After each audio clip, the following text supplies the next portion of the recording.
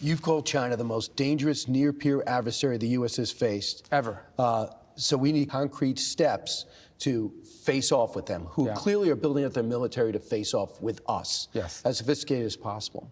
What is your plan? And they have told us by 2027, they're taking Taiwan. Well, there's daily incursions. What could you do about it? How committed is you and the President of the United States to defending Taiwan? There's three things we have to do when it comes to, look, China's going to be a rich and powerful country. No matter what we do, that's what we're going to have to deal with that. But we have to deal with the reality. What we cannot have is a world where China is so powerful we depend on them. And that's right now where we're headed, unfortunately.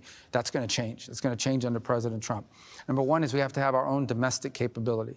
If you don't want to depend on China, you better be able to make it for yourself. And we've allowed way too many industries to fall into the hands of the Chinese. Everything from rare earth minerals to pharmaceuticals. We have to have a domestic capacity, and it's one of the ideas behind the tariffs that the president is pursuing writ large. That's why people say, well, only put tariffs on China.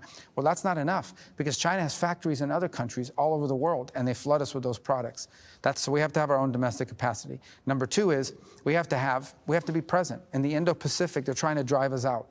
We have a strong relationship. We are a Pacific nation. We are. And so we have relationships in the Pacific, and we're not going to abandon those. Japan, South Korea.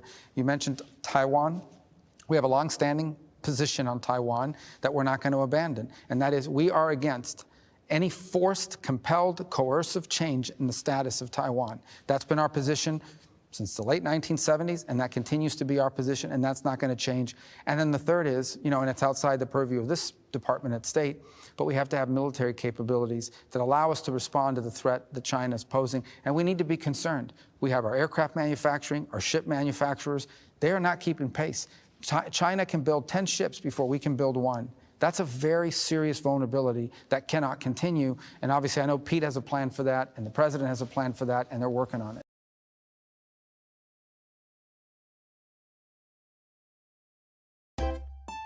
If you enjoy this content, please consider subscribing to my channel to stay up to date with future videos. Thank you for watching.